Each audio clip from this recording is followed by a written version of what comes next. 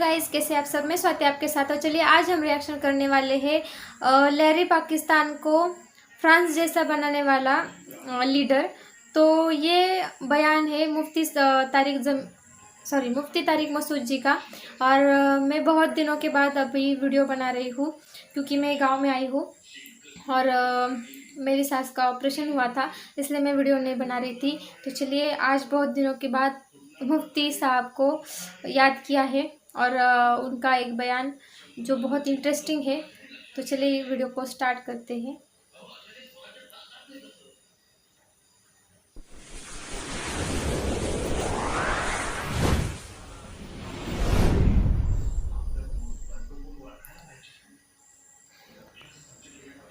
लियारी से कई साल पहले कोई सियासी लीडर खड़ा हुआ इलेक्शन में। मैं लियारी में हूँ ना इस वक्त। इसी लियारी से कई साल पुरानी बात, एक सियासी लीडर इलेक्शन में खड़ा हुआ। हमारे एक उस्ताद यहाँ इमाम थे, उन्होंने मुझे वाक़या बताया। मेरे उस्ताद थे जिनसे मैंने हदीस पढ़ी, वो लियारी में इमाम थे। उन्होंने मुझे बताया कि यहाँ से एक सियासी लीडर खड़ा हुआ, उसने लोगों को कहा कि मुझे वोट दो, मैं लियारी को फ्रांस बना दूंगा। क्या बना दूंगा? फ्रांस। लोगों ने वोट दिया, भाई वो जीत गया। तो लियारी में गटर लाइनें, मच्छर, मलेरिया, डेंगू, उस ज़माने में तो शायद डेंगू नहीं था। लियारी वाले पहुंच गए, आप लोग पहुंच गए, आपके बाप दादे उसके पास। अरे तुमने बोला था हम इसको फ्रांस बनाएगा, है भाई। वो हमारे उस्ताद इसी तरह इसी स्टाइल में बताते थे वाक़या, क्योंकि उनको बलोची भी आती थी, मकरानी भी आती थी। तो कहने वो सब लोग पहुंच गए। बोला अरे तुमने बोला था हम लियारी को फ्रांस बनाएगा, भी तुमने क्या बनाया? ये तो पहले से भी गंदा कर दिया तुमने। तो सियासी लीडर ने बोला फ्रांस में क्या होता है, लड़कियां चड्डी पहन के घूमती हैं, यहाँ बेहयाई फैला दो, ये भी फ्रांस है। और क्या है? ये भी फ्रांस है। शराब आम कर दो, बेहयाई आम कर दो, तो ये क्या बन जाएगा? फ्रांस। तो लोगों ने फिर बोला होगा कि अरे ये वाला फ्रांस थोड़ी बोला था तुमने, है भाई, ये वाला फ्रांस थोड़ी। हमें वो वाला फ्रांस चाहिए था जो सफाई हो, सड़कें हो, इलाज हो। तो देखो सियासी लीडर जबान बदल दी, नहीं बदल दी उसने। वो कह रहे मैंने ये वाला फ्रांस नहीं बोला था, मैंने ये वाला बोला था बेहयाई फैला दूंगा, मैं शराब आम कर दूंगा, चर्स, हीरोइन। क्योंकि फ्रांस के लोग तो अय्याशी होते हैं ना, अय्याश। तो बयान बदल दिया कि नहीं बदल दिया? इंसान का मफाद जहां झूठ में होता है वो झूठ बोलता है, जहां सच में होता है वो सच बोलता है। एक आदमी ने मन्नत मानी, एक आदमी समंदर में दरिया में डूबने लगा, दरिया में डूबने लगा ना। लोगों ने बोला मन्नत मान, मन्नत समझते हो ना, मन्नत मान कि अल्लाह ने तुझे बचा लिया तो 2 देगें तू अल्लाह के नाम पे गरीबों को खिलाएगा। वो कंजूस आदमी था, उसने कहा नहीं भाई 2 देगें कौन खिलाए यार। जब उसको यकीन हो गया ना अब मैं डूबने लगा हूं, तो उसने मन्नत मानी है अल्लाह तू मुझे बचा लेगा तो 2 देगें मैं चावल की गरीबों को खिलाऊंगा। एक लहर आई, उसे उठा के दरिया से बाहर निकाल दिया। जैसे ही बाहर निकला है कहता है केड़ी देग, कौन सी देग?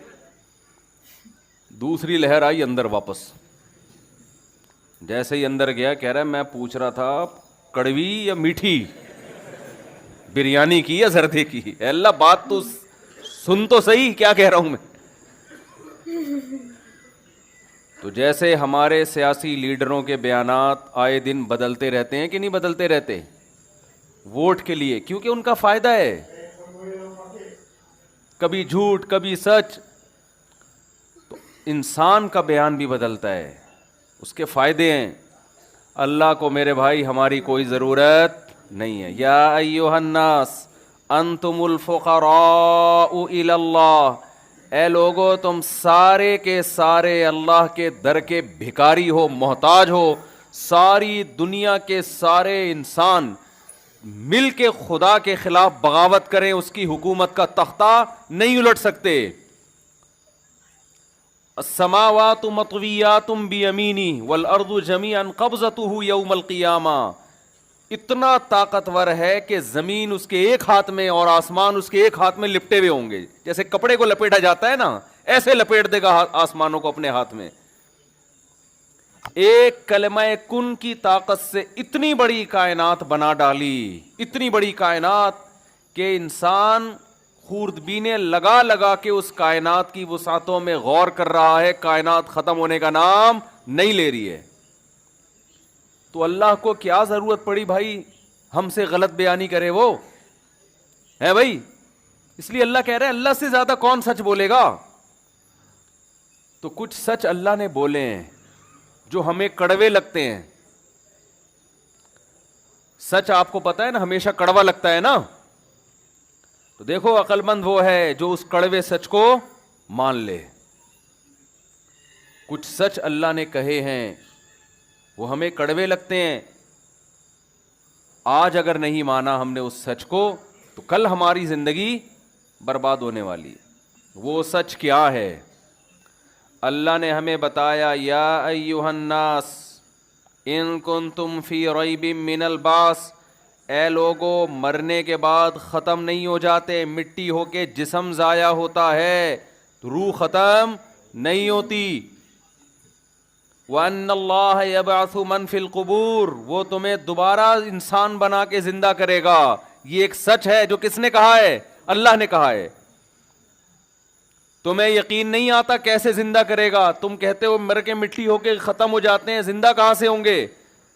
فَإِنَّا خَلَقْنَاكُم مِّن تُرَابٍ, تمہیں ہماری قدرت پہ یقین نہیں آتا. دیکھو پہلی مرتبہ مٹی سے بنایا, ثُمَّ مِن نُطْفَةٍ, پھر اس مٹی کو منی کا قطرہ بنا دیا ہم نے جو ماں کے رحم میں جاتا ہے, عورت کے رحم میں جاتا ہے.